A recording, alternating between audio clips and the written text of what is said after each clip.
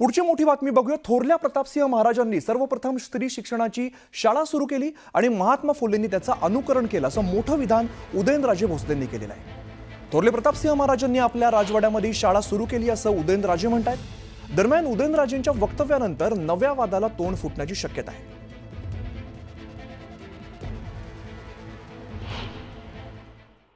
एका दृष्टिकोनातून जर आपण पाहिलं तर थोरले प्रतापसिंह महाराज जे होते त्यांनी त्यांचं महात्मा ज्योतिबा फुलेंनी अनुकरण केलं, कारण की त्यांनी सुद्धा सर्वात प्रथम जर स्त्री शिक्षणाचं जर शाळा कोणी चालू केली असावी तर ती थोरले प्रतापसिंह महाराजांनी केली। ती सुद्धा सातारच्या त्यांच्या स्वतःच्या राजवाड्यात केली, ज्या राजवाड्यात कालांतराने ज्यांनी संपूर्ण या देशाचं संविधान लिहिलं।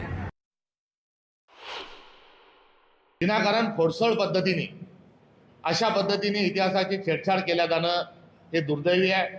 उद्या म्हणतील की गार्गी एक पुराणातली महिला होती, त्या गार्गी ही त्याआधी शिक्षिका होती। दलितांचं अस्पृश्यांची पहिली शाळा ही फुलेंनी सुरू केली, महिलांची शाळा ही फुलेंनी सुरू केली, हे आपलं प्रतीक आहे आणि याचा अभिमान बाळगला पाहिजे। जिथे 198 वर्ष 200 वर्ष छत्रपतींची समाधी लपलेली होती, ती लपवून ठेवण्याचा घाट गाठला जात होता, त्या छत्रपतींची समाधी शोधणाऱ्या महात्मा ज्योतिबा फुलेंच्या आणि त्यांच्या परिवाराच्या संदर्भात असं केलेलं वक्तव्य हे दुर्दैवी आहे। तर थोरल्या प्रतापसिंह महाराजांनी सर्वप्रथम स्त्री शिक्षणाची शाळा सुरू केली आणि महात्मा फुलेंनी त्याचं अनुकरण केलं। या खासदार उदयनराजेंच्या वक्तव्यावरती ओबीसी आंदोलक लक्ष्मण हाके यांनी पलटवार केलेला आहे। कोण प्रतापसिंह म्हणून महाराष्ट्र त्यांना ओळखतो का, काय त्यांचं कार्य आहे, असा सवाल लक्ष्मण हाकेंनी केलाय। कोण प्रतापसिंह, काय प्रतापसिंह म्हणून महाराष्ट्र ओळखतो? आम्ही ओळखतो छत्रपती शिवरायांना, आम्ही ओळखतो छत्रपती संभाजीराजांना, आम्ही ओळखतो सामाजिक कार्य, सामाजिक न्याय राजर्षी शाहूराजांना। प्रतापसिंह कोण? आणि तत्कालीन राजे काय करत होते सांगू? 1-2 राजे सोडले तर हे इंग्रजांच्या क्लबचे सदस्य होण्यासाठी धडपडत होते। ते इंग्लंडमध्ये जाऊन तिथं सदस्य होऊन त्या क्लबमध्ये काय करत होते? तर महात्मा फुलेंच्या जयंतीच्या निमित्ताने अनेक नेत्यांनी फुलेवाड्यावरती येऊन अभिवादन केलंय।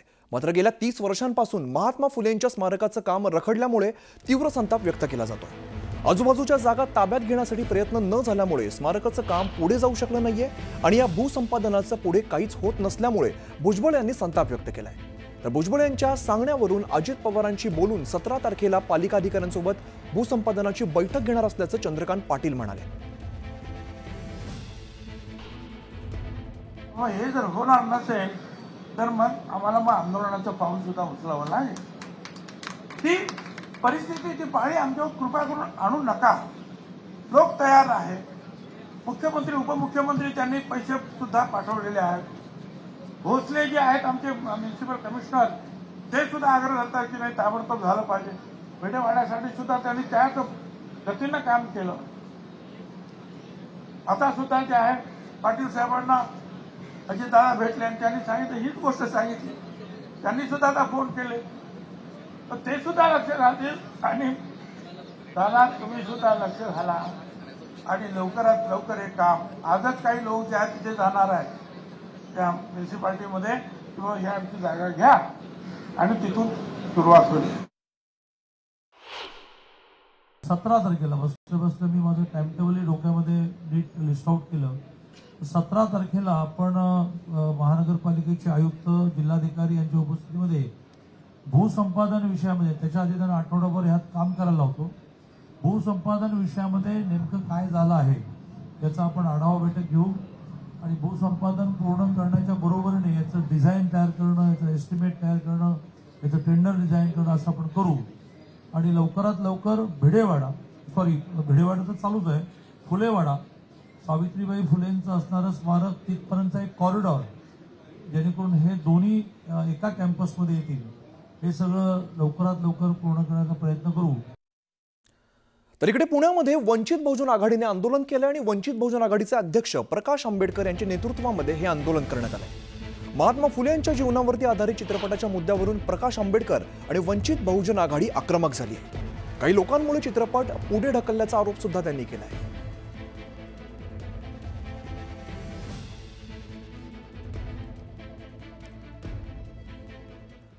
तर महात्मा ज्योतिबा फुले यांची आज जयंती आणि या निमित्ताने उपमुख्यमंत्री अजित पवार आणि खासदार उदयनराजे भोसले यांनी पुण्यातील फुलेवाड्यात जाऊन महात्मा फुलेंना अभिवादन केलेलं आहे. तसंच फुलेवाड्याची त्यांनी पाहणी केली आणि देशाला अभिमान वाटेल असं महात्मा फुलेंचं स्मारक फुलेवाड्यामध्ये बनवण्यात येणार असून सरकारच्या स्मारकाच्या कामामध्ये राजकारण आणायचं नाही असं अजित पवार म्हणाले.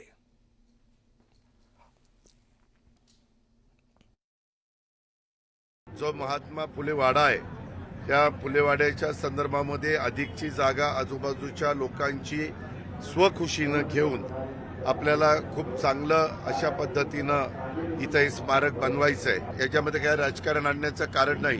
ज्यांचं प्रॉपर्टी आम्ही घेणार आहोत किंवा ज्यांना हे सगळं स्मारक मोठं करण्याच्या करता त्यांच्या वर्षानुवर्ष राहत असलेल्या जागा किंवा घरंही सोडावी लागणार आहेत, त्यांचंही चांगल्या पद्धतीनं पुढं पुनर्वसन व्हावं